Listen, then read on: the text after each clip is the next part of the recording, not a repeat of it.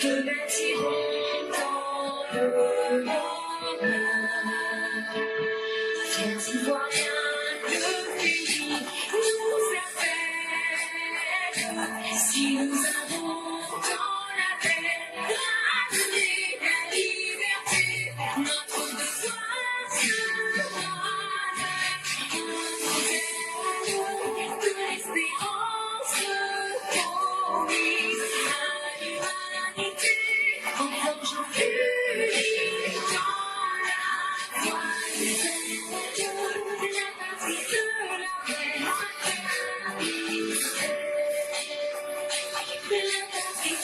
la patrie de la fraternité.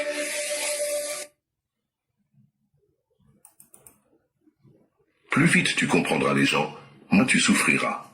Voici 10 vérités essentielles sur la nature humaine. 1. La plupart portent des masques, ne tombent pas amoureux de la surface. 2. La loyauté est rare, fais confiance lentement, teste souvent. 3. Beaucoup sourient avec des intentions cachées. Observe les actions, pas les visages. 4. La jalousie se cache souvent derrière un compliment. Un bravo ne veut pas toujours dire bien joué. 5. Les gens partent quand ils n'ont plus rien à gagner. Ne le prends pas personnellement, prends-le comme une preuve. 6. Certains ne respectent les limites que lorsqu'elles sont imposées. Sois gentil, mais pas fragile. 7. Les esprits faibles suivent la voie la plus forte. Pense par toi-même. 8. Beaucoup veulent te voir réussir, mais pas plus qu'eux. Grandis quand même. 9. Les victimes deviennent parfois des manipulateurs. L'empathie sans vigilance, c'est l'autodestruction. 10. Personne ne viendra te sauver. Lis les gens avec lucidité, mais compte toujours sur toi-même. Comprendre les autres n'est pas de la froideur, c'est de la survie avec clarté. Si tu es arrivé jusqu'ici, dis-moi en commentaire laquelle t'a le plus parlé. Prends soin de toi, car ta famille peut vivre sans toi, tes amis peuvent vivre sans toi, même ton travail peut continuer sans toi. Le seul qui ne peut pas avancer sans toi, c'est toi-même. Alors prenez soin de vous, car Dieu vous a donné une vie unique, et vous seul pouvez vivre le dessein qu'il a préparé. Valorisez-vous, aimez-vous, et choisissez de prendre soin de ce que vous avez de plus précieux, vous. Bonjour mesdames et messieurs, bonjour chers auditeurs, bonjour chères auditrices, bonjour à tous les élèves de la classe éclaireur Pro Vérité. Nous sommes en date du 9 août 2025. Merci de nous faire confiance et merci d'être présents et présentes. Aujourd'hui, nous allons développer 4 sujets rapidement. Le 4e sujet est un texte de notre père, ami et frère Doumbia Yakuba. En 1995, Alassane Ouattara renonce à se porter candidat pour respecter la loi. Et au fur et à mesure que nous allons lire et traiter le texte, vous allez comprendre de quoi il est question. Le 2e texte est tiré de l'Observateur, qui est un journal burkinabé.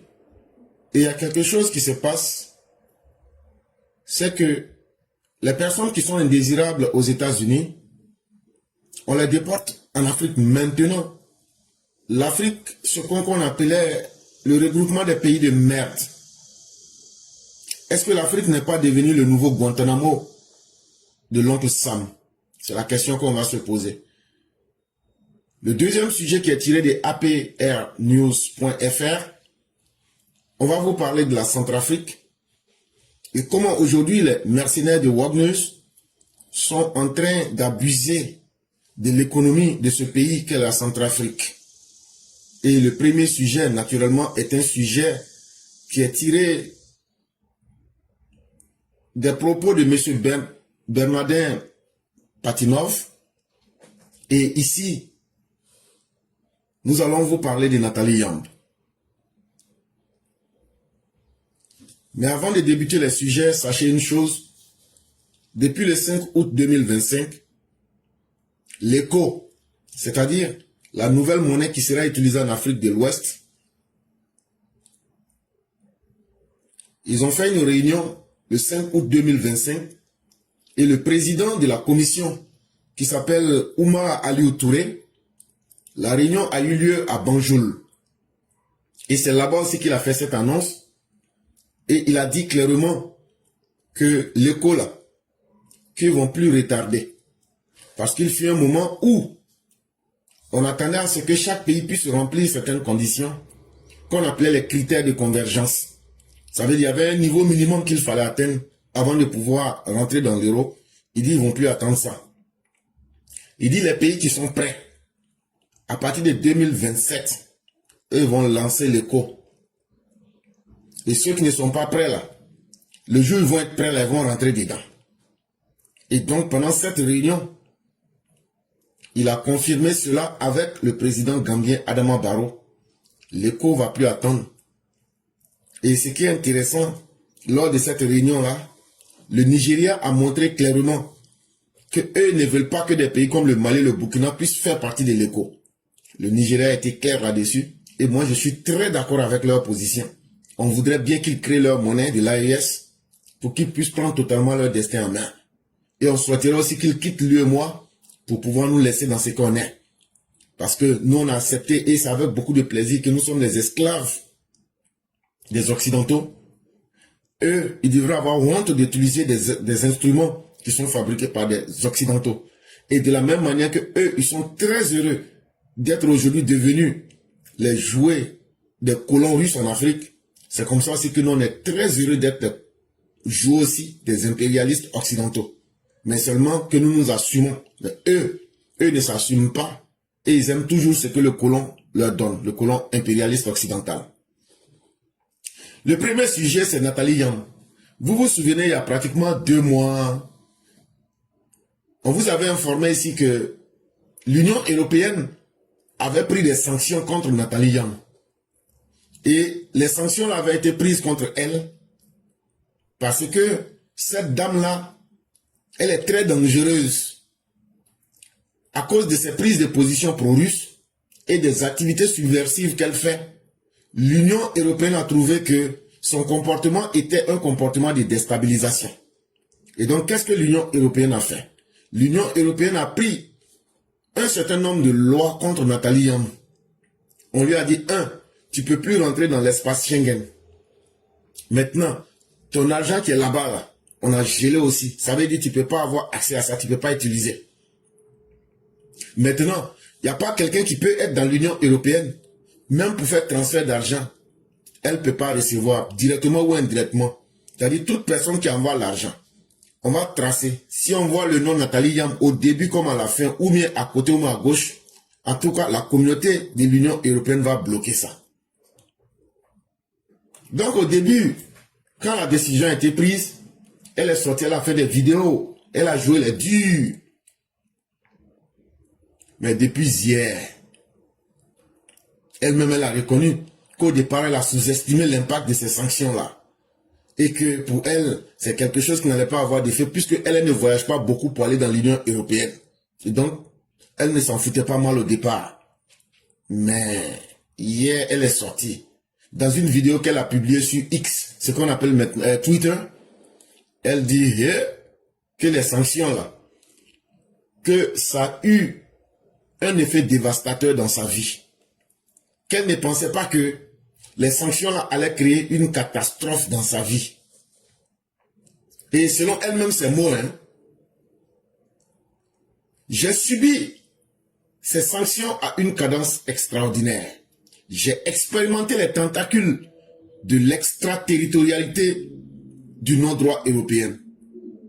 L'une après l'autre, mes cartes de crédit sur des comptes en Suisse, en Afrique et dans des banques en ligne ont été bloqués.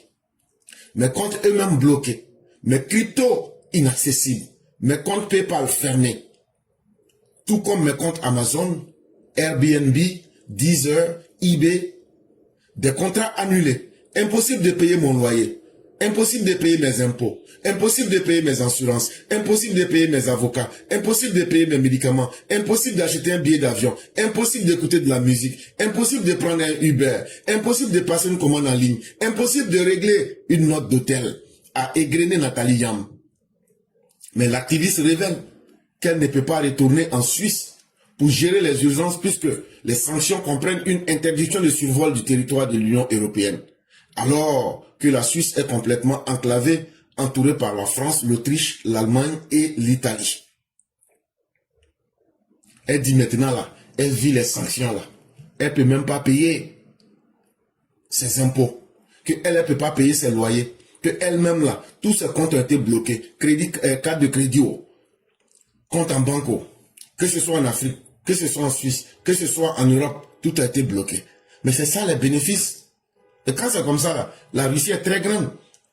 C'est maintenant que tu dois montrer que toi là, tu es la véritable dame de Sochi. C'est maintenant que tu dois assumer tes positions russes. Et c'est maintenant que les Russes doivent t'aider. C'est maintenant qu'elle se rend compte que la Suisse est entourée par la France, l'Autriche, l'Allemagne et l'Italie. Donc elle pensait quoi? Que ceux qui vont prendre ces décisions-là, ce sont des idiots. Ils vont prendre ça pour la caresser. Et donc là, d'après elle-même, que c'est une peine de mort socio-économique avec un effacement civil en la coupant de tout et dans un environnement digitalisé. Mais c'est justement ça, pour te montrer que tu n'es rien, pour te montrer que toi et ta Russie là, vous ne maîtrisez rien dans le monde. Maintenant, les idiots qui continuent de suivre ces personnes-là, voilà maintenant vos camarades, vos idoles. Ceux-là même qui font la promotion du terrorisme dans le monde. Ceux-là qui sont en train de faire la promotion même de l'analphabétisme. Des idiots comme Kémy Séba. Des idiots comme Juan Branco. Qui font la promotion de la violence. En train de soutenir des régimes gluants. Et en train de soutenir en même temps Paul Biya à la fois. Parce qu'ils sont en train de rechercher leurs intérêts là. Voilà maintenant que ni la Russie n'est capable de venir en aide à ces personnes-là. Et si ces personnes menaient un combat juste, ces personnes devraient s'en tenir et aller en Russie. Comme de la manière hier, ils ont remis un passeport russe à un jeune Togolais. Lui, il était parti là-bas pour faire des études d'architecture, mais il s'est mis volontairement dans la guerre. Ils l'ont blessé, il était survivant. On lui a donné un passeport, il est content. La vie est faite de choix. Et quand tu fais un choix, il faut aller au bout. Ceux qui vous blaguent sur Internet, qui sont panafricains, c'est la chose la plus bête. Ils sont panafricains, mais ils ne vivent pas en Afrique avec vous, vos problèmes. Ils sont panafricains, mais ils prennent de l'argent sur vos têtes et vos dos. Ils sont panafricains quand eux, ils peuvent gagner en sémant l'ignorance dans vos pays. Mais quand les djihadistes et les groupes de malfaiteurs vous attaquent là, quel est le bénéfice de votre soi-disant panafricanisme? Pourquoi ils ne viennent pas vous aider? Parce que le panafricanisme suppose que tous ceux qui ont la race, tous ceux de la peau noire, devraient s'unir en tout temps et en tout lieu pour s'entraider. Mais eux ils prennent de l'argent avec la Russie qui les envoie pour vous rendre plus bêtes chaque jour. Et vous acceptez. Et aujourd'hui, quand l'Europe prend des sanctions contre elle, tu la vois faire vidéo pour pleurnicher. Donc là, vous avez besoin des impérialistes. Vous avez besoin des Occidentaux. Chers Africains, c'est à vous-même d'ouvrir vos cerveaux et de réfléchir. Quand vous voyez ça, avec sa mâchoire et ses dents, comme on dit chez nous, avec ses paquites, en tout cas, elle va voir ça avec ses deux yeux. Elle va sentir ça dans sa mâchoire et elle va sentir ça dans ses paquites. Et donc là, les moutons qui sont en Afrique, qui suivent ces personnes-là, sachez qu'ils sont en train de faire un double jeu avec vous. C'est parce qu'il y a des moutons comme vous, que des gens comme les Nathalie Yam, les Kémy Séba, les Béanzin, Prosper, c'est des gens là qui n'ont jamais rien fait de leur vie, qui n'ont jamais travaillé, mais eux ils arrivent à profiter de vous et de votre souffrance. Et ils prennent de l'argent avec les Russes pour vous abrutir chaque jour que Dieu fait. Et donc à vous-même de voir pourquoi aujourd'hui elle sort pour pleurnicher que l'impérialiste occidental ne lui permette pas de vivre comme elle souhaiterait. Alors que la Russie est là, elle peut aller mener une nouvelle vie en Russie. Le deuxième sujet, c'est toujours la Russie. La Russie, en Centrafrique, elle est là-bas depuis des années. Maintenant, la Russie a des mercenaires là-bas. Malheureusement, la Centrafrique aujourd'hui sert de terrain d'expérimentation à toute la mauvaise politique africaine à la Russie.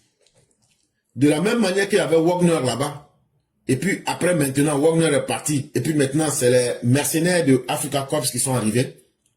Et aussi maintenant ils disent, comme on est arrivé maintenant là, On demande 15 millions de dollars par mois pour financer les mercenaires d'Africa Corps. C'est ce qu'ils ont dit au gouvernement de la République centrafricaine. Ils disent, ah, maintenant vous voulez qu'on assure votre sécurité. Vous voulez qu'on prenne en compte votre pays. Ce qu'on demande là, sans discuter, c'est 15 millions de dollars par mois. Si vous ne pouvez pas nous donner les 15 millions par mois, on va puiser vos ressources minières, c'est-à-dire votre or, diamant, tout ce qui est en bas de la terre là. On va puiser ça comme de la manière on puise l'eau dans pluie.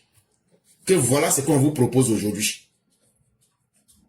Il dit là, vous êtes politicien, mais vous n'avez pas ce qu'il faut pour vous protéger. Donc là, en tout cas, si vous voulez la sécurité, pour démêler les politiciens là, pour faire malin sur nos parents là, c'est que nous on vous demande là, donnez-nous ce qu'on veut. C'est maintenant que vous allez découvrir la beauté de la coopération avec l'État brigand et colon russe. Ils ont été très clairs. Vous nous donnez 15 millions par mois, 15 millions de dollars. Le taux du jour c'est 480. Il faut 580. Il faut multiplier 15 millions par 580. Donc cette situation a mis la République centrafricaine dans une pression économique. Où trouver cet argent? Ça devient un défi économique qui va menacer encore plus la stabilité de la République centrafricaine. Alors que les forces internationales étaient là et elles faisaient ce travail-là sans passer par des moyens de pression et de chantage.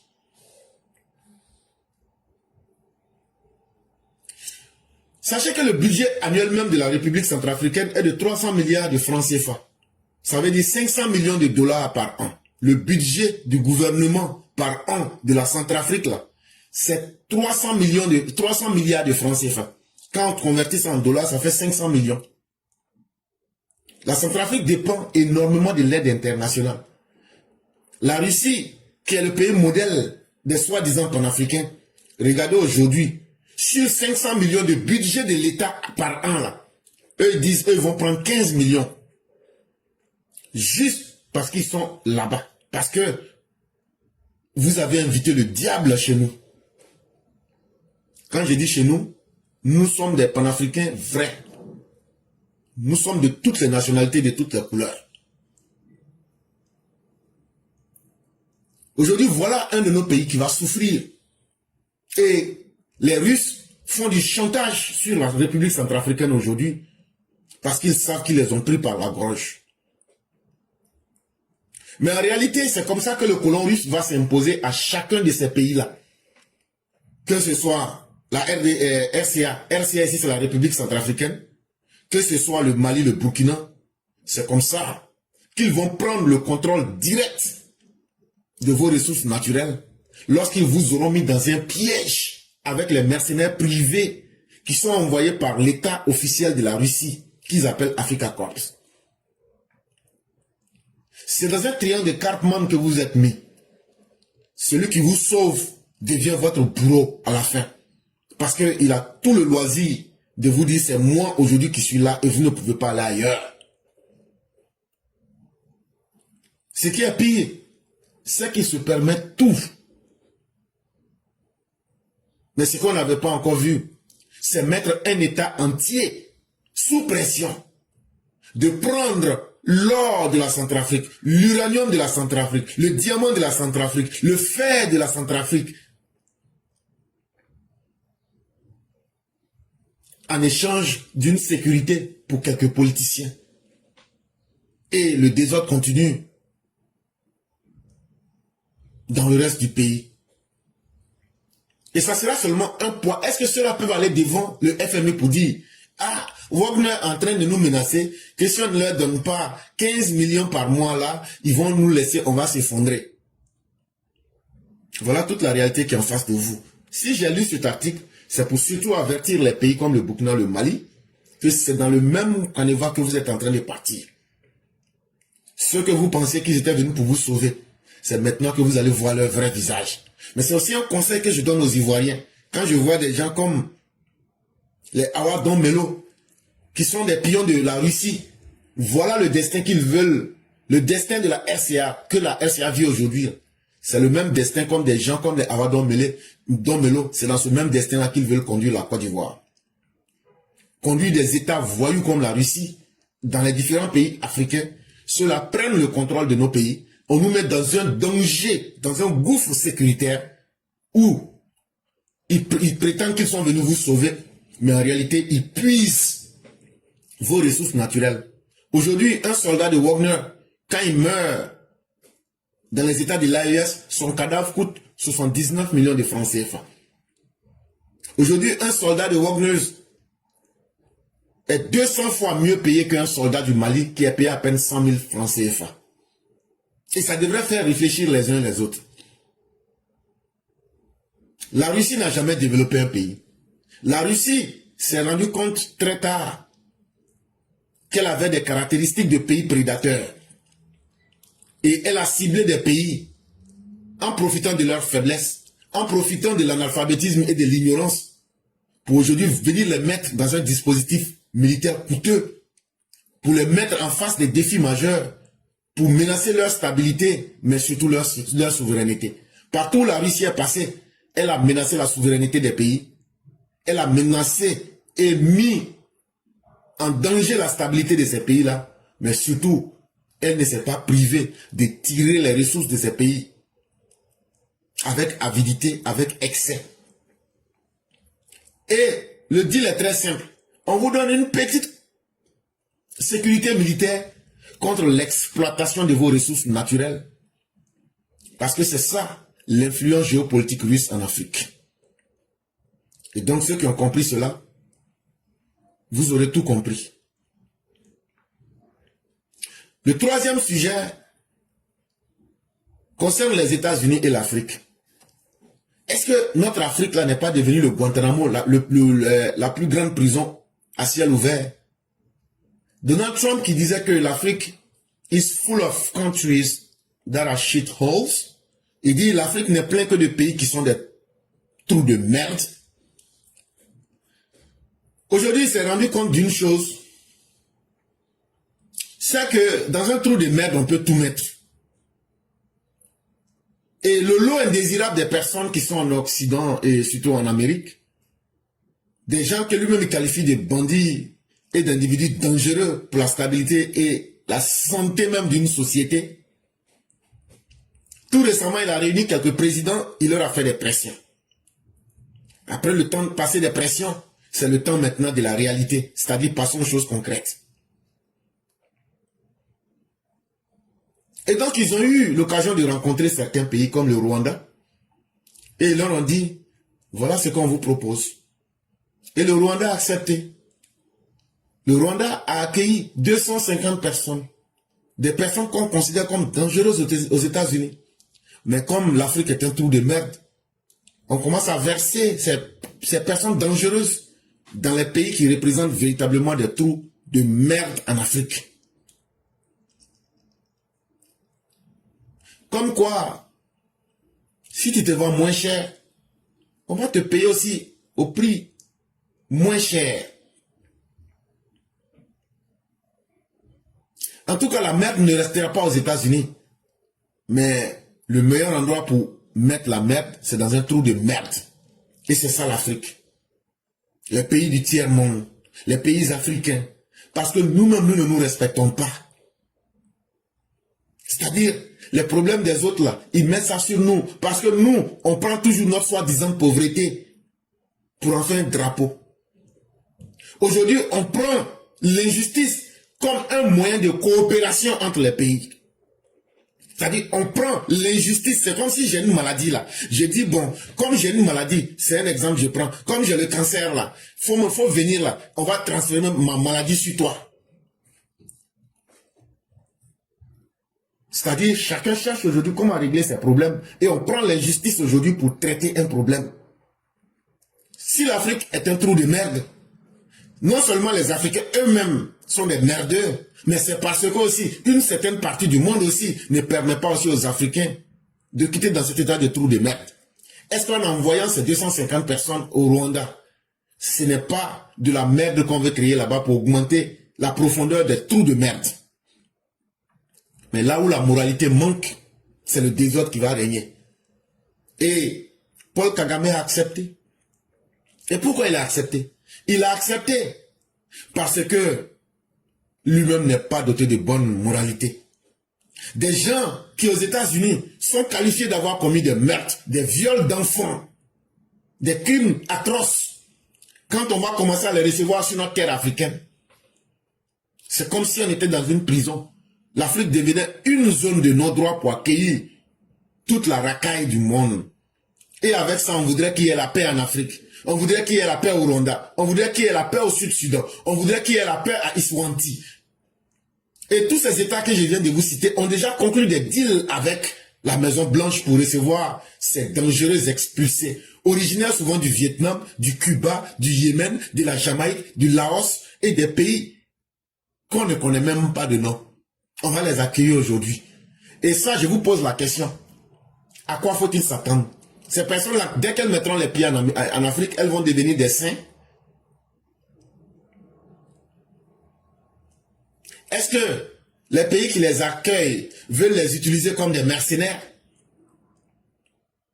Est-ce que le deal qui est fait entre les États-Unis et les pays qui accueillent ces personnes-là, est-ce que le deal est clair?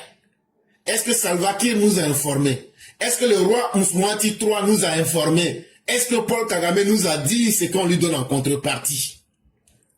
Dans le cas de Paul Kagame, je peux prendre le risque de vous dire que ça a un peu un lien avec la RDC. On va permettre à des mouvements, des forces spéciales du Rwanda de continuer sous la fausse étiquette du M23 à piller l'Est du Congo. Et les minerais qui seront extraits au Congo, on va construire les usines de traitement à Kigali. Dans quel monde vivons-nous? Et si moi, de ma petite position de personne inculte, j'arrive à voir tout ça, mais qu'on me dise que des dirigeants africains, qui sont les modèles même des panafricains, qui sont les modèles même de toute la racaille africaine, aujourd'hui peuvent se permettre d'hypothéquer davantage l'avenir de notre Afrique, c'est à chacun de nous interroger. Où va notre monde? Sans qu'on ne sache les deals qu'on signe sur notre tête. Est-ce que maintenant, les États-Unis aussi rentrent dans une phase de la perversité? L'aide internationale américaine compte en échange de la racaille. Dans quel monde vivons-nous? Parce que la facture sera salée. Parce que cela ne respecte pas le droit international. Parce que chacun cherche à se débarrasser de sa merde. Mais il faudrait qu'il y ait l'Afrique pour accueillir tout cela. Et il y a beaucoup de choses qu'on ne maîtrise pas encore. Est-ce que les dirigeants africains ne sont pas en train de réécrire notre histoire en hypothéquant l'avenir de l'Afrique, en se rendant complice des dérives de Trump, qui n'a aucun respect pour les pays de merde? Hier, des millions d'Africains ont été retirés. On a utilisé leur force de travail pendant plus de 500 ans. Ce que vous avez appelé l'esclavage. Aujourd'hui, on envoie des meurtriers. On envoie des déviants moraux. On envoie la racaille. Et ceux-là, on va se dire, non, quand ils vont arriver en Afrique, ils vont devenir des personnes saines et seront habités par le Saint-Esprit. On voudra bien s'étonner qu'il n'y aura pas de conséquences. Est-ce que ce n'est pas une nouvelle manière de détruire l'Afrique de l'intérieur? En tout cas, à vous et à nous, chacun, en tant qu'Africains, de voir la réalité en face. On va terminer avec une note d'histoire, parce que celui qui oublie son histoire sera soumis à une répétition fatale des mêmes faits. Et donc, pour éviter que les mêmes choses n'arrivent chaque fois, il faut être capable de rentrer dans l'histoire pour comprendre qu'est-ce que hier était, comment aujourd'hui est, et ça te permettra de décider ou même de savoir un peu comment demain sera. En 1995, je vous avais dit que Bédié avait pris des lois iniques, des lois injustes, pour empêcher Alassane Ouattara d'être candidat en 1995. On n'était pas rentré dans les détails. Hier, il y a le frère Yacouba Doumbia qui a fait le travail. On va prendre quelques détails et vous lire comment le président Ouattara pensait et quelle est sa méthode et pourquoi il a été empêché. En 1995, Alassane Ouattara renonce à se porter candidat pour respecter la loi. Mais aussi, il faut savoir que face à la forfaiture, le combat et l'agressivité n'est pas toujours la meilleure arme. Mais c'est l'intelligence qui doit dominer.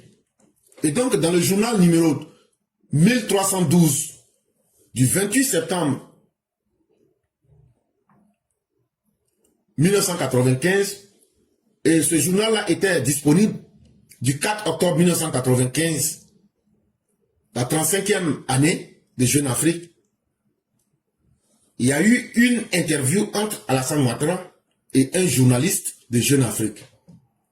Et voici la première question que le journaliste posait. Vous ne serez donc pas candidat aux prochaines élections présidentielles ivoiriennes. Vous avez adopté une approche légale pour expliquer votre retrait, qui n'a toujours pas été bien comprise par vos partisans. Le journaliste lui dit, sur la base, la loi qui est là, elle est injuste. Mais toi, au lieu de te battre, tu dis, toi, tu vas respecter cette loi injuste. Alors que tes partisans ne sont pas contents et ils ne comprendront pas ta position. Alassane Ouattara répond, ce n'est pas exactement comme cela que le problème se pose. Le nouveau code électoral ne me permet pas d'être candidat. Et comme je suis attaché à la légalité, il ne m'est pas possible de faire acte de candidature. Je ne veux pas violer la loi. En Afrique, on considère souvent qu'une mauvaise loi ne doit pas être appliquée. Ce n'est pas mon sentiment. Je crois profondément en l'état de droit. Il ne peut pas se construire en un seul jour ou au lendemain. C'est un processus qui commence souvent par des lois qui ne sont pas acceptables, des lois votées par des parlements qui ne sont pas représentatifs, mais il faut essayer de contribuer à la construction de l'état de droit et pour cela, il faut appliquer la loi jusqu'à ce qu'on puisse la changer. Le président Alassane Ouattara, à l'époque opposant, répond, oui, quand tu prends le problème dans son aspect le plus simple,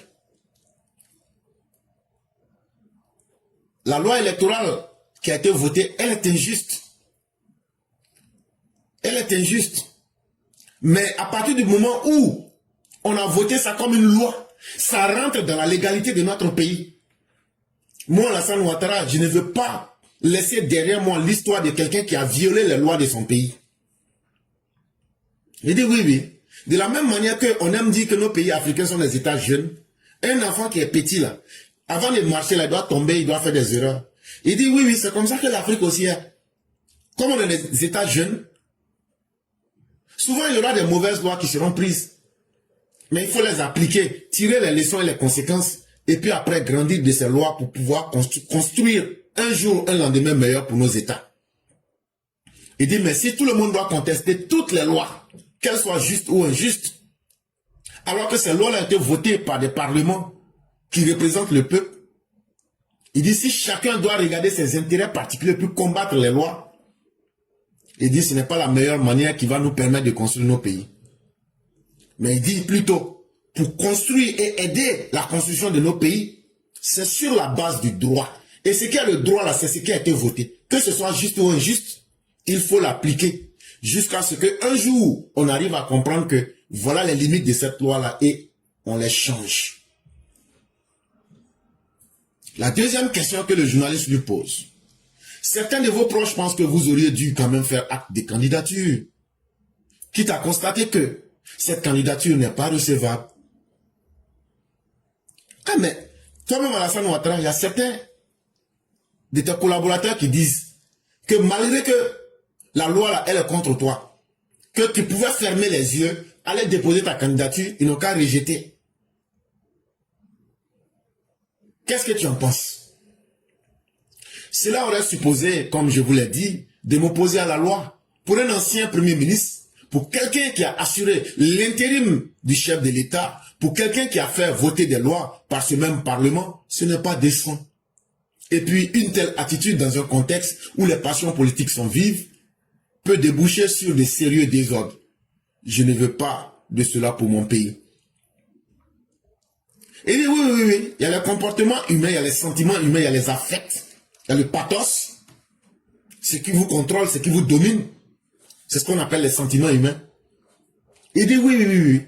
Il dit mais si j'étais parti, les yeux fermés, pour dire je vais défier l'État en allant déposer ma candidature, sachant bien qu'elle sera rejetée, il dit mais c'est un comportement contradictoire. Parce que je suis en train de faire quelque chose dont le résultat ne va m'amener nulle part. Mais en même temps aussi, je suis en train de m'opposer à la loi. Il dit, mais sachez que moi, Alassane Ouattara, je suis très cohérent. J'ai été ancien premier ministre, l'unique et le premier ministre de Félix Houphouët-Boigny. Il dit, c'est avec ce même parlement que moi-même, Alassane Ouattara, j'ai fait voter des lois. Aller aujourd'hui me poser à ce même parlement-là, c'est une attitude qui est non seulement contradictoire, mais ça ne fera qu'augmenter la passion de mes partisans et créer beaucoup plus de désordre en Côte d'Ivoire. Et ça, je ne peux pas me permettre de rentrer dans un tel jeu. C'est-à-dire faire la politique de l'autruche pour créer plus de problèmes dans mon propre pays. Je ne peux pas me permettre de rentrer dans un tel jeu. Il dit, je ne veux pas le désordre. Et je ne serai pas source de désordre pour la Côte d'Ivoire. Et c'est pourquoi je préfère ne pas être candidat et laisser le temps à ceux qui ont voté cette loi de voir les limites de cette loi-là. Mais je ne serai pas celui par qui le désordre ou même l'incohérence va rentrer dans la gestion de l'État. Et le journaliste de lui poser une troisième question. On pourrait vous répondre de manière caricaturale que c'est un raisonnement de blanc que vous faites, M. Ouattara. Une position trop sophistiquée par rapport au contexte politique africain. Une fois engagé, ne fallait-il pas aller jusqu'au bout? Et le journaliste lui dit, Monsieur le Président Ouattara, mais ce que vous dites là, ça c'est comme ça que les Blancs pensent. En Afrique, la politique là, c'est pas comme ça. Hein? La politique en Afrique là, faut pas là pour penser comme un blanc. Pour penser que si tu fais ça là, les gens vont trouver que tu es trop blanc et que ça là, que ça marche pas en Afrique. Oh. Que ça là, en Afrique là, c'est la politique du jusqu'au boutisme. C'est la politique, une fois que tu dis quelque chose là, tu vas jusqu'au bout. Tu t'en fous des conséquences. Tu t'en fous des conséquences pour toi. Tu t'en fous des conséquences pour l'État. Tu t'en fous des conséquences pour le peuple. Que c'est comme ça que la politique, on fait ça en Afrique. Et voici comment le président Alassane Ouattara répond. Vous voulez dire que cela manque de piment? Je ne crois pas avoir reculé. Si la loi me permettait, je serais candidat. Je ne peux pas appliquer des valeurs que je ne partage pas. Je ne souhaite pas faire plaisir à qui que ce soit. Je veux être conforme à mes principes et à ma conscience. Alassane Ouattara dit que la politique du spectacle, pour mettre du piment, que lui n'est pas dans ça avec quelqu'un. Qui n'a pas dit, qu'il n'a pas d'ambition d'être président de la Côte d'Ivoire un jour, qu'il n'a pas reculé. Le fait de dire qu'il ne peut pas être candidat, c'est parce que la loi l'empêche d'être candidat. La loi électorale là, que lui veut respecter pour être un républicain, ça l'empêche. Que c'est un principe qui est en harmonie avec sa conscience et sa manière de vivre. Les gens peuvent penser et dire ce qu'ils veulent. Si la loi lui permettait d'être candidat là, il allait être candidat. Mais la loi ne lui permet pas d'être candidat. Donc là, il ne va pas lui-même violer ses principes et sa conscience pour faire plaisir à ses militants, pour faire plaisir à qui que ce soit, ou même pour faire plaisir à quelqu'un. Il va d'abord regarder, est-ce que ce que lui veut faire là, ça marche d'abord avec lui-même sa conscience et les principes de vie. Il a été directeur adjoint du FMI. Et puis c'est pour un petit poste de président, il va venir gâter sa carrière. Il dit, lui, ne rentre pas dans ça avec quelqu'un. Et il le dit, je ne souhaite pas faire plaisir à qui que ce soit. Je ne suis pas venu pour faire plaisir à qui que ce soit. Je suis d'abord venu pour donner des leçons et pour enseigner. Et donc là, il faut que je volue sur des principes. Mais ceux qui ne le savent pas, pour bien comprendre ce que le président Ouattara est en train de dire, le code électoral qui a été voté sous Bédié, à la vérité, c'était une loi qui avait été votée pour éliminer Alassane Ouattara. Ça a été fait volontairement. Et pour ceux qui voudraient vérifier la loi, c'est la loi numéro 94-642 du 13 décembre 1994 portant code électoral. Ça a été adopté à l'Assemblée nationale et ça a été promulgué en loi par Bédié. Et voici ce que la loi disait. Article 8. La liste électorale est établie par circonscription administrative ou par commune. Article 9. Peuvent être inscrits sur la liste électorale d'une circonscription ou d'une commune déterminée les électeurs remplissant les conditions ci-dessous. Avoir un domicile réel dans la commune ou dans la sous-préfecture. Les fonctionnaires publics civils et militaires sont domiciliés au lieu de leur affectation. Avoir sa résidence depuis 6 mois au moins dans la commune ou la sous-préfecture à la date de la clôture de la liste électorale. Figurer pour la 5e fois sans interruption au rôle d'une contribution directe dans la commune ou dans la sous-préfecture. Article 10. La liste électorale est tenue à jour annuellement par la commission de la liste électorale pour tenir compte des mutations intervenues dans le corps électoral. Et ça allait plus loin. Il fallait que Alassane Ouattara ait vécu 5 ans en Côte d'Ivoire auparavant, avant des élections, avant l'élection. Il fallait avoir vécu 5 ans. Et donc il y avait tout un ensemble de lois qui ont été votées. Mais puisque c'était la loi, s'opposer à la loi, c'est aussi faire acte de forfaiture. Mais Alassane Ouattara a préféré ne pas faire acte de forfaiture. Or, Alassane Ouattara n'avait pas violé la loi. Mais Bédié avait trouvé un subterfuge pour l'empêcher d'être candidat. Mais n'a pas remué ciel et terre. Je rappelle à Tidjam Thiam que si l'article 48 est aujourd'hui ce qui le fatigue, si on retournait et que les lois n'avaient pas changé, et ces lois que je viens de vous dire là sont du PDCI, si aujourd'hui lui ne peut pas aujourd'hui trouver des arguments contre l'article 48, imaginez-vous si on était resté dans le code électoral du PDCI, ce qui était imposé à Ouattara là. Lui, Tidjam Thiam là, même article 48 là, allait être petite dans son affaire. Parce que il aurait encore fallu qu'il ait résidé en Côte d'Ivoire 5 ans avant la date des élections pour être candidat. Mais qu'est-ce que je veux vous dire dans tout ça? Je veux vous dire que quand on aime vraiment un pays là, on démontre d'abord l'amour de ce pays à travers son comportement personnel. Et Tidjam Thiam a tout mis en œuvre pour vous convaincre qu'il n'est pas quelqu'un qui aime la Côte d'Ivoire, encore moins les Ivoiriens. Depuis des mois, il sabote la Côte d'Ivoire, il dénigre la Côte d'Ivoire. Depuis des mois, il ne fait que faire du lynchage de nos institutions. Mais tout ça sur la base du mensonge. Parce que lui-même, il reconnaît des faits que tout le monde sait. Mais en même temps, il veut s'opposer à la loi. Mais les mêmes principes que Alassane Ouattara a, d'être un homme ferme face à ses convictions, un homme qui agit toujours d'abord avec les principes et sa propre conscience, Alassane Ouattara n'a pas changé.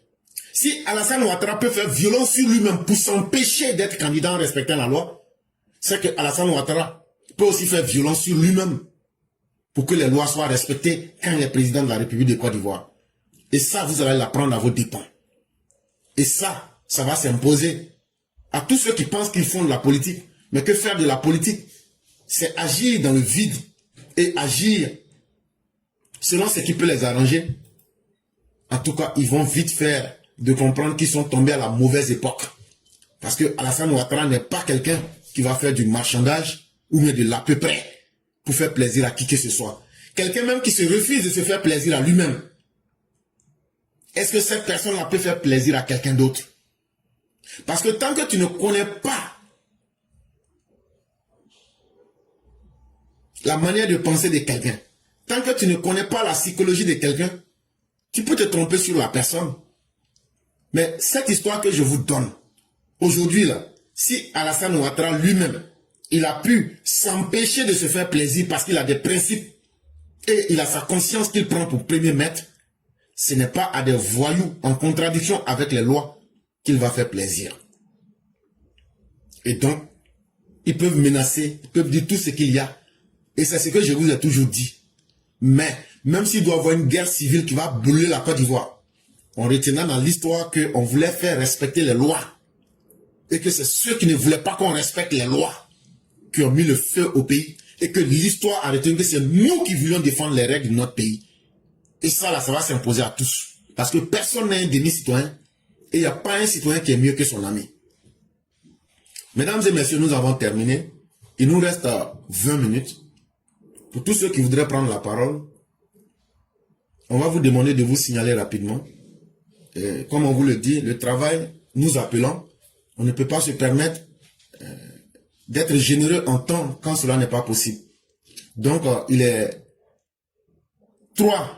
Nous sommes à la 3e minute de l'heure qu'il fait chez vous. Donc, on va laisser jusqu'à ce que nous soyons à la 4e minute. Donc, dans cet espace-là, entre la 3e et 4e minute, ceux qui veulent la parole, présentez-vous. On va vous accorder la parole rapidement avec le peu de temps disponible, en demandant que vous soyez très efficace. Ne durez pas, ne faites pas traîner la parole.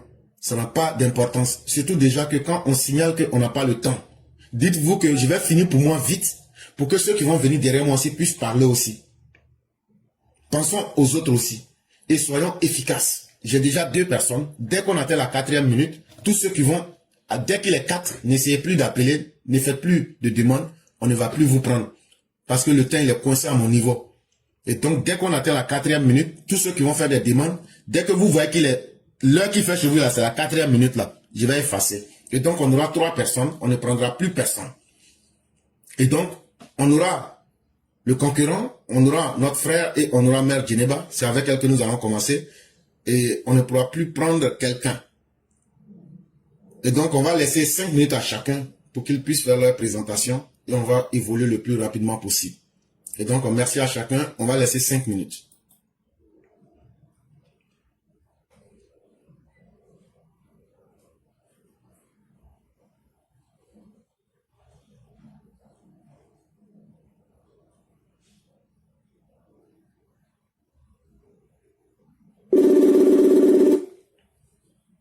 Allô?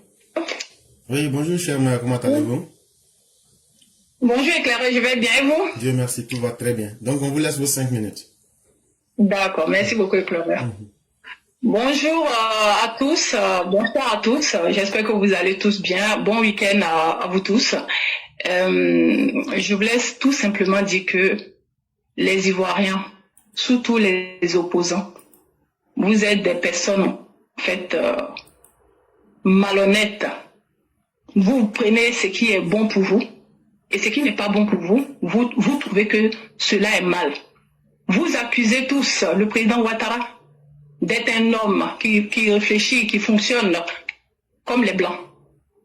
Mais lorsque le président Ouattara n'a pas voulu s'entêter à être candidat en 1995, après votre loi bricolée, fabriquée, fomentée, que vous avez créé pour lui, pour le contrecarrer, là, ça ne vous a pas gêné, ça. Hein?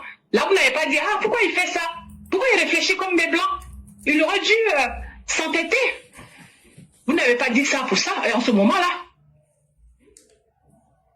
Vous êtes des personnes, vous, Laurent Gbagbo, vous avez crié haut et fort pour mentir à la terre entière, pour faire croire aux gens que vous êtes un panafricain. Nous avons fini par découvrir que vous étiez l'un des personnes l'une des personnes, excusez-moi, la plus généreuse avec les Français. Vous les avez déroulé le tapis rouge. Vous les avez cédé tout ce qu'ils vous ont demandé. Parce que, en réalité, vous êtes un homme faible. Les Africains doivent apprendre. Ils doivent réfléchir. Regardez ce qui se passe dans les pays européens, qui se passe bien, qui fait que dans les pays européens, il n'y a pas de guerre, il n'y a pas de conflit, ce qui fait que les pays européens arrivent à évoluer sans problème. C'est pas compliqué. C'est parce que dans les pays européens, on respecte les lois, tout simplement.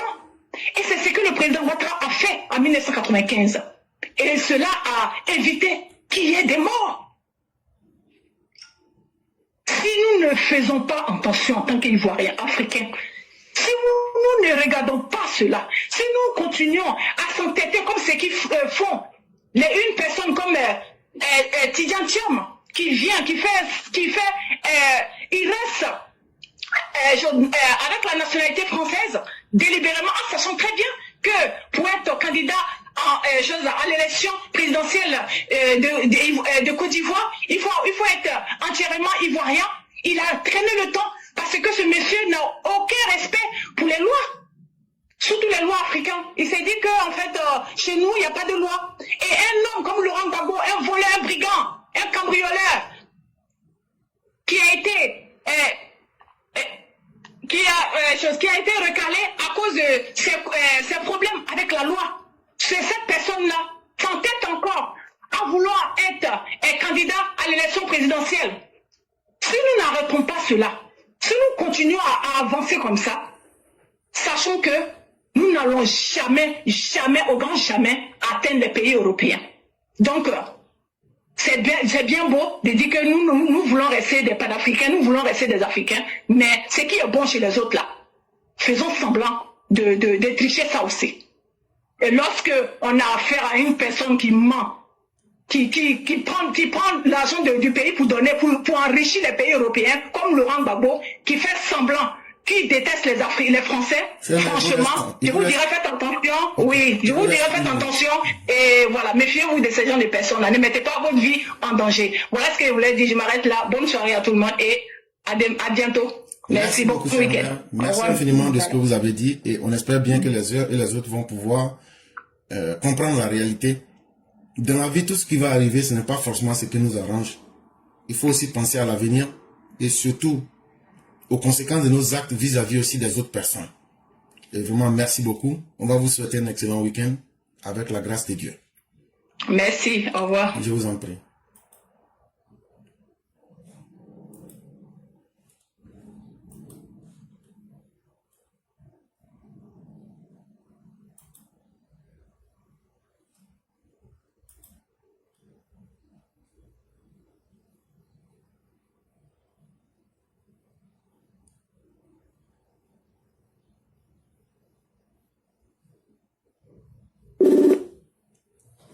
Allô?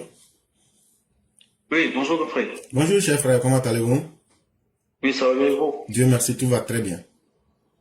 Ok. Et donc on va vous laisser vos 5 minutes. Ok, parfait. Bonjour à vous, bonjour à tous ceux qui nous écoutent.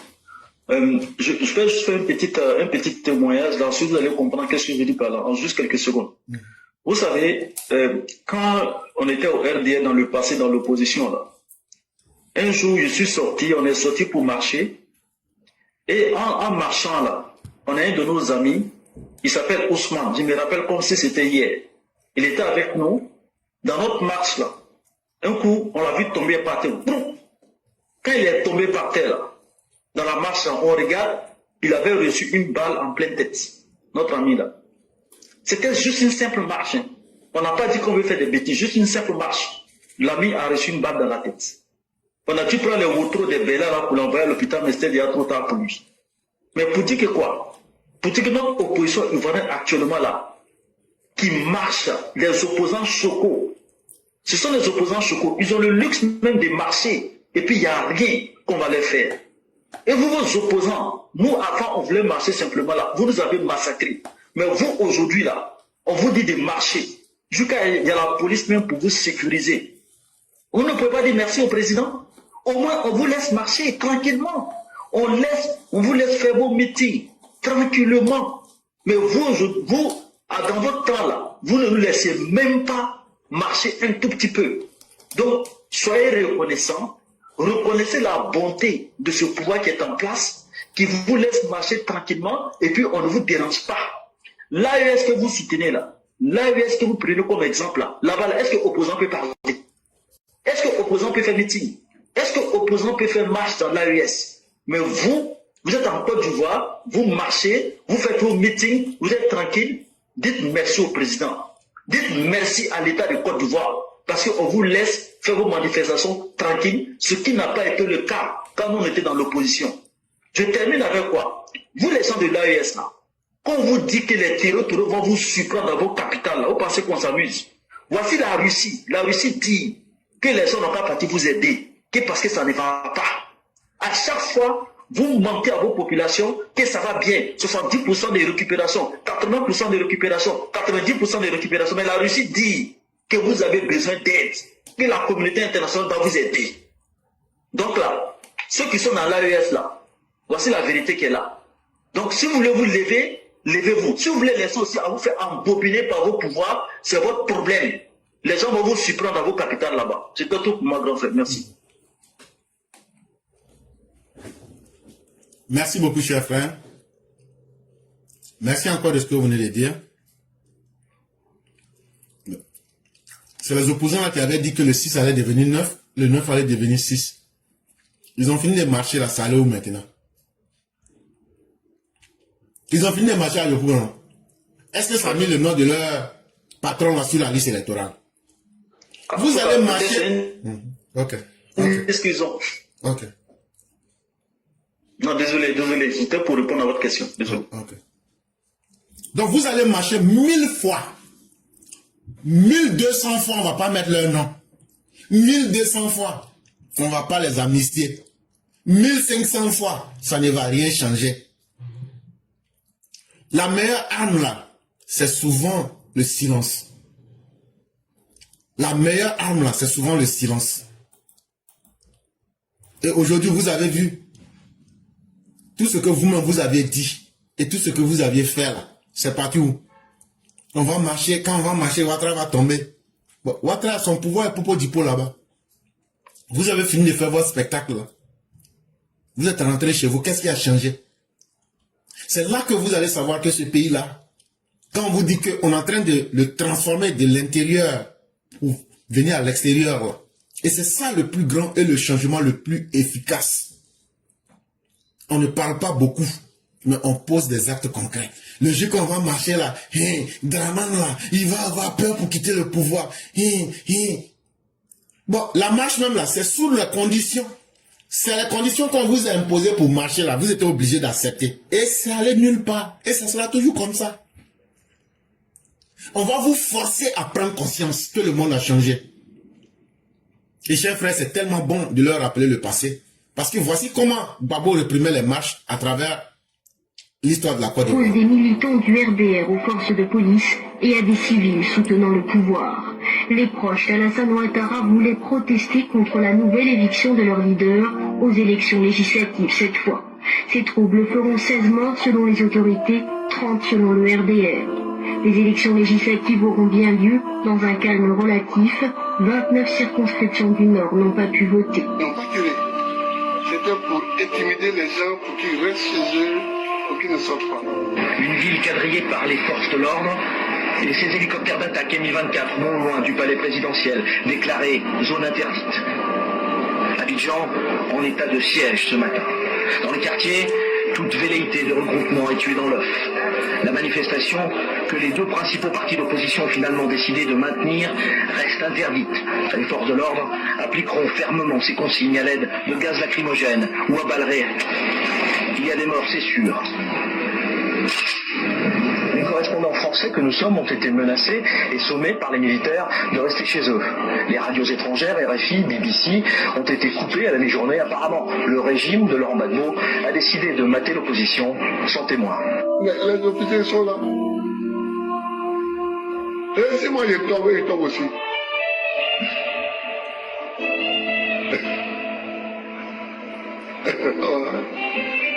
N'ont pas tiré. C'était pour intimider les gens, pour qu'ils restent chez eux, pour qu'ils ne sortent pas. À Bobo, dans le secteur du 32e arrondissement, 12 morts, selon des renseignements. Vous avez entendu? Mes chers frères, ce que vous dites n'est pas un exemple isolé. Et c'est le lieu de prendre ce genre de vidéo pour rappeler à tous ces gars qui disent qu'eux ne peuvent pas marcher. C'est faux. Vous avez marché, tout le monde a vu ça, allô?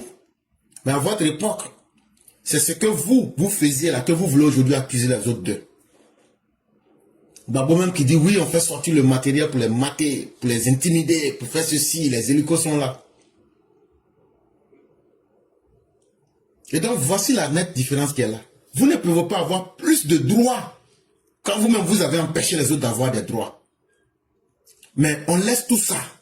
La marche que vous avez faite aujourd'hui là, ça change quoi dans vous-même vos vies? Ça change quoi dans la vie de vos patrons qui vous ont envoyé? Rien. Et vous allez faire 10 000 marches. Ça sera 10 000 échecs. Parce que personne n'a votre temps. Et personne ne vous répondra. Et donc, vous êtes en train de perdre du temps. Les chers frères, merci beaucoup. Quant aux états de l'AES, ne vous inquiétez pas. Tout ira bien pour eux. Tout ira bien pour eux. La seule chose qui nous fait mal, c'est que eux, ils participent aujourd'hui à augmenter le malheur de l'homme africain. C'est ça qui nous fait mal. Mais s'ils veulent être les sujets d'expérimentation, de c'est quoi le mal, il n'y a pas de problème, ils vont la vivre, cette difficulté-là. Et laissant ces personnes vivre, c'est qu'elles vont comprendre. Quand ils vont quitter dans leur coopération bidon avec la Russie, là, eux-mêmes là, on va leur dire de coopérer. Eux-mêmes là, ils vont dire les gens n'ont qu'à chercher à coopérer. Eux-mêmes ils vont mettre intermédiaire pour chercher comment on fait pour couvrir la coopération internationale. Chers frères, ne vous inquiétez pas. Et vraiment, merci beaucoup. Et on va vous souhaiter une excellente soirée. Ok, merci beaucoup. Bonne journée. Merci.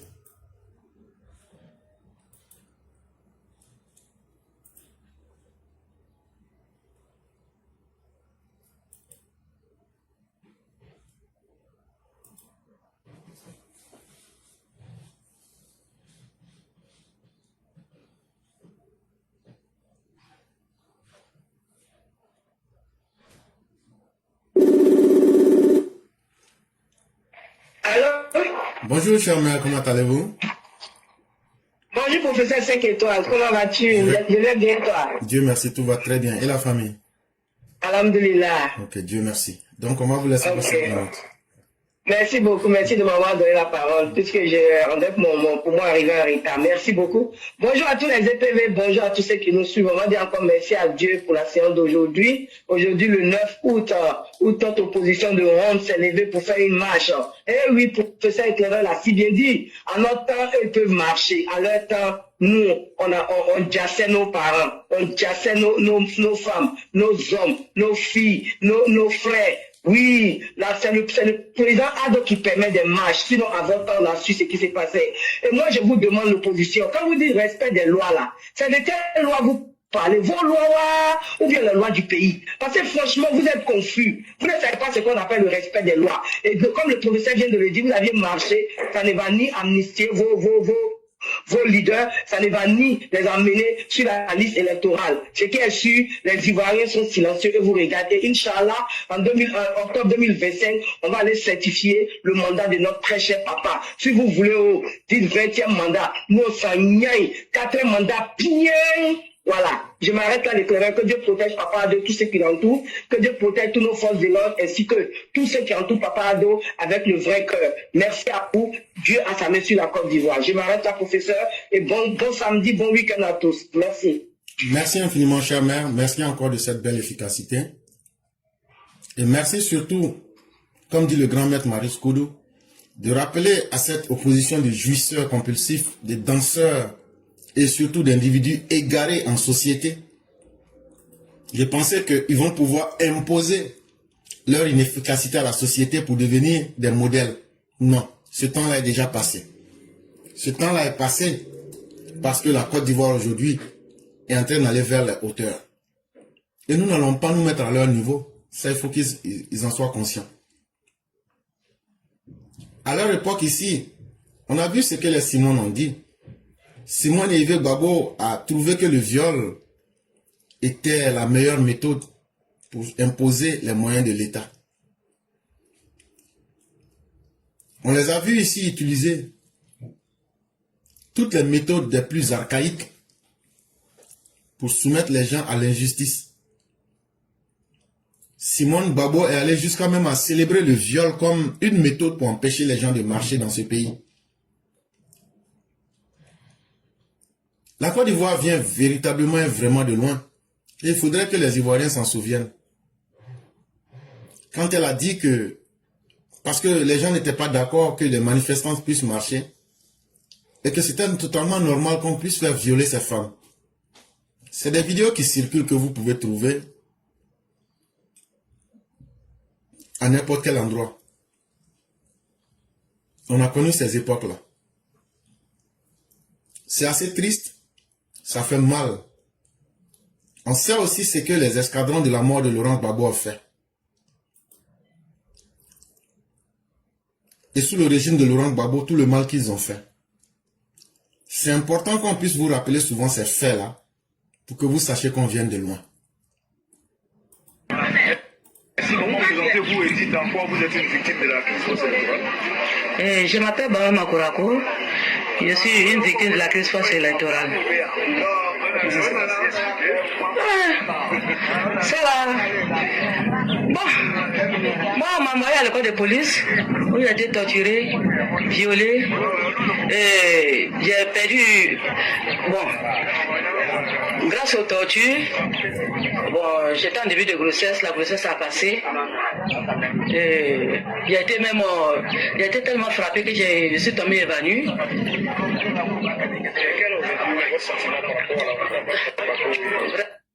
Et donc voilà autant d'exemples qu'on aurait pu vous donner sur ce que le régime de Gbagbo et de sa femme Simone a été et de tout le mal qu'ils ont fait aux Ivoiriens. C'est important qu'on puisse vous signaler cela. Si aujourd'hui nous on s'amusait à vous faire la même chose, comment vous vous seriez senti? Voilà. C'est autant de questions qu'on vous pose. Et comme j'aime dire, parce que parler est facile, mais mettre les faits, c'est encore plus important. Chère mère, voici ce que Simone disait quand les hommes sortaient, les femmes sortaient pour marcher. Au mois de janvier, la presse internationale s'est fait l'écho des cas de viol survenus ici. Hein. Il y en a eu certains, mais au plan national, on a été totalement... tous ces cas de viol ont été totalement banalisés. Est-ce que ce n'est pas assez regrettable de banaliser aussi des actes aussi répréhensibles que le viol, surtout le viol des femmes? C'est vrai. Mais il faut dire que ces cas de viol se sont produits dans un contexte politique assez spécifique. Voilà. Oui, mais est-ce qu'on doit tenir compte de l'appartenance politique d'une violée? Ce n'est pas ça le problème. Le problème, ce n'est pas l'appartenance politique de la violée. Le problème, c'est pourquoi les gens manifestaient. Est-ce que vous voyez? Pourquoi les gens manifestaient? Et à quel moment ces viols-là se sont produits? Et dans la mesure où les Ivoiriens désapprouvaient totalement les raisons de ces manifestations. Je ne sais pas si je me fais bien comprendre. Il y a eu l'amalgame politique, il y a eu la désapprobation de la population. Cela fait qu'aujourd'hui, les enquêtes se déroulent, mais que, bon, les gens se disent un peu, c'est peut-être un peu eux-mêmes qui ont cherché cela. C'est peut-être un peu eux-mêmes qui ont cherché cela. Et donc, chère mère, j'allais m'arrêter là. Mais c'était pour dire, voilà pourquoi Gbagbo et sa femme traitaient ceux qui voulaient marcher. Et cela étant dit, il faudrait qu'ils puissent se dire, si eux pouvaient faire ça, nous aujourd'hui on peut leur faire ça. Voilà. Parce que eux là, ils sont pas mieux nés que quiconque. Qu'ils acceptent ce qu'ils ont fait aux autres là. Même si on veut faire la moitié là, eux vont fuir le pays là. Mais on va écrire une histoire propre de ce pays. Sans état d'âme. Ils vont comprendre que c'est la justice et la loi qui vont s'imposer à chacun. Vraiment, merci à vous. On va vous souhaiter une excellente soirée avec toute la bonté de Dieu. Merci professeur et excellent week-end à tous. Inch'Allah, demain c'est TikTok, on va plus développer là-bas. Merci. Il n'y a pas de problème. Merci beaucoup, cher mère. Merci professeur.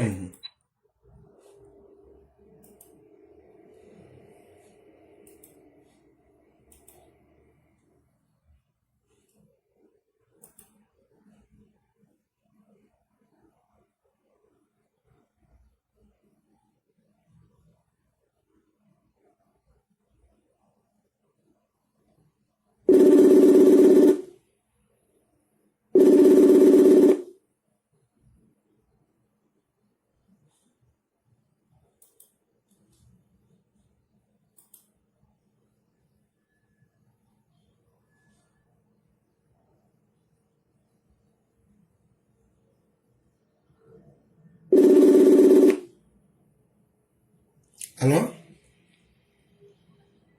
Oui. Bonsoir, Bonsoir, chers frères. Nous, on n'arrive pas à vous entendre. Et si vous ne pouvez pas enlever les écouteurs ou autres, on sera obligé de vous déconnecter. Ok.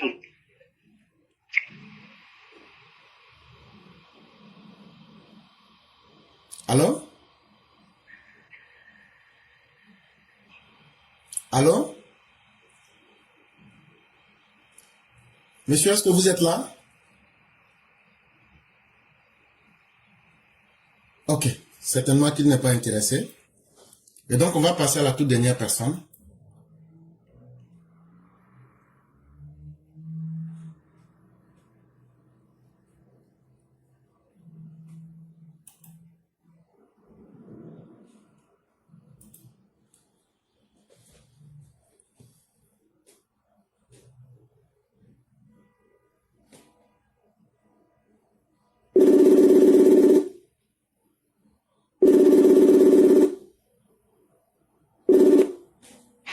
Allô? Allô? Bonjour le concurrent, comment allez-vous? Oui. Bonjour, chef frère Clara, je vais bien chez vous. Ça va. Donc, on va vous laisser vos 5 minutes et en même temps aussi vous laisser 1 minute supplémentaire pour la conclusion. Et je vais profiter pour dire merci à tous ceux qui nous ont suivis et le lundi, nous nous retrouverons. Donc, merci à vous. Alors, je vous remercie beaucoup de me donner la parole. Aujourd'hui, je vais m'exprimer sur la mobilisation du RHDP qui constitue toujours la force du parti. Vous avez vu pendant les défilés de l'indépendance et les festivités aussi de l'indépendance à Bouaké ce qui s'est passé. Ce fut une démonstration de force, grandeur nature, qui a permis à l'opinion publique nationale et internationale de comprendre que son Excellence Monsieur le Président de la République, Alassane Ouattara, et son parti représentent une force qui s'impose en Côte d'Ivoire. De cette même manière, nous l'avons toujours dit, la force d'un parti politique repose sur ses militants. Le dévouement, le courage plutôt, le dévouement, le courage, la détermination des militants, aujourd'hui, ça montre que ce sont ces valeurs-là qui ont toujours permis au parti de conserver le pouvoir. Et l'exemple qui s'est produit à Bouaké doit tout simplement servir d'un cas école à tout le monde. Aujourd'hui, les enjeux sécuritaires sont là et nous voyons très bien la menace, elle est toujours là. D'un côté, vous avez des opposants qui font toujours du chantage pour dire que il faut qu'on fasse ça. Si le président Ouattara ne fait pas ça, il n'y aura pas d'élection. Si on ne fait pas ça, il n'y aura pas d'élection. C'est toujours le chantage de la part de l'opposition. Et cette opposition-là, elle est appuyée par des pays voisins qui sont complètement en panne sèche, mais qui, au lieu de s'occuper de leurs problèmes, cherchent plutôt à déstabiliser la Côte d'Ivoire. Et leurs activistes, avec des activistes ivoiriens présents sur le territoire burkinabé, se mobilisent également pour essayer de déstabiliser selon leurs possibilités la Côte d'Ivoire. Face à une telle situation, nous avons toujours recommandé l'union, l'unité au sein des forces vives du RHDP et surtout la mobilisation. J'insiste sur la mobilisation, pourquoi? Parce qu'aujourd'hui, on voit très bien, l'opposition ivoirienne cherche le pourrissement de la situation. Selon l'opposition, il faut chercher à créer un climat délétère, une psychose généralisée, et puis les déstabilisateurs vont venir en appoint pour les soutenir afin de faire aboutir leur projet machiavélique. Face à une telle situation, les militants RHDP sur le district autonome d'Abidjan doivent rester vigilants. Nous en appelons à un sursaut d'orgueil. Il va falloir que la mobilisation continue dans toutes les communes du district autonome d'Abidjan pour qu'à tout moment où des déstabilisateurs vont pointer les nez, que la masse populaire en faveur du RHDP se mobilise comme un seul homme pour mettre hors état de nuire ces déstabilisateurs. Donc aujourd'hui, je voudrais encore lancer une fois de plus un appel pour demander aux cadres et au RHDP de continuer à galvaniser les militants de tous les coins et des recoins d'Abobo, Lopougon, Marcory, Koumassi, Port-Boué, Trècheville, Cocody, Adjamé, Atekoubé et aussi Benjerville. Il faut que la mobilisation continue. L'opposition a marché aujourd'hui, mais c'est un code qui est derrière leur marche. C'est une manière de dire que maintenant là, on a pris le courage et on peut aller plus loin dans la stratégie du puissement. Face à une telle situation, nous ne devons pas rester silencieux. Voici pourquoi je voudrais demander avec insistance à tous les cadres de rentrer dans tous les recoins pour mobiliser les bases. Il faut qu'à tout moment, les militants se tiennent prêts. Il faut qu'à tout moment, les militants soient déterminés à en finir avec les forces du mal. Parce que, je le dis toujours, la meilleure force d'un parti politique, c'est d'abord sa base militante. Donc cette base militante-là, elle mérite d'être galvanisée, elle mérite d'être mise en ordre de bataille pour faire face à tout ce que nous sommes en train de voir comme menace.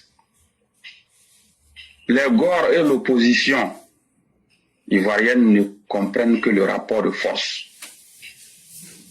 Si les uns et les autres ne se réveillent pas et que l'opposition venait à prendre un peu plus de confiance, ce n'est pas intéressant. Voici pourquoi j'insiste à nouveau pour demander au RHDP d'aller au-delà de tout ce qu'on a toujours vu pour que les militants soient prêts. C'est sous le régime de Laurent Gbagbo et d'Henri Konan Bédié, on a vu les militants se sont dressés farouchement contre un pouvoir qui était vraiment en perte de vitesse, et les mains nues, les militants RHDP, ils ont bravé les difficultés, ils sont allés au four et au moulin. Par la suite, ils ont mis les mains au feu et ils sont allés récupérer le pouvoir d'État. Donc aujourd'hui, c'est un cas école. Il faut réveiller davantage les militants pour que les militants se sentent concernés beaucoup plus par la conservation du pouvoir d'État sur le très long terme. On ne le dira jamais assez. Tout ce qu'on voit aujourd'hui, c'est possible avec le RHDP au pouvoir, grâce à la stabilité, la paix sociale, la sécurité et le maintien de l'intégrité du territoire. Donc, fort de tout ce que nous pouvons constater aujourd'hui, nous n'avons d'autre choix que d'aller au four et au moulin pour faire sortir massivement les militants et pour leur demander d'être prêts pour les futures batailles. Donc, voici ce que je voudrais dire, si vous avez quelque chose à ajouter avant la conclusion. Merci beaucoup le concurrent, merci encore de tout ce que vous venez de dire. Et on ne peut pas demander mieux. Parce qu'en face de chaque réalité, il faut savoir lire entre les lignes. Et donc, vous avez déjà tout bien détaillé. Hein. Et donc, c'est au parti de prendre aussi ses responsabilités en tant que parti politique. Quand tu connais déjà la mentalité de l'adversaire, c'est à toi-même de prendre toutes les dispositions qui vont avec. Et donc, vraiment, merci d'être revenu sur ce point. Alors, je vous remercie beaucoup. Je remercie les auditeurs, tous ceux qui jour et nuit prennent de leur temps pour venir nous écouter. Nous faisons de notre mieux selon nos possibilités. Nous ne sommes pas censés tout savoir, nous le disons. S'il y a des problèmes quelque part qui peuvent contribuer à la stabilité du pays, venez les exposer ici afin que des solutions soient trouvées dans les meilleurs délais. Sur ce, portez-vous bien. Excellente fin d'émission. À lundi pour une nouvelle émission. Excellent week-end et très bonne fin de semaine à tout le monde. Merci beaucoup le concurrent. Merci à tous ceux qui ont animé durant cette semaine. Et merci de nous faire confiance. Bon week-end à chacun et à chacune.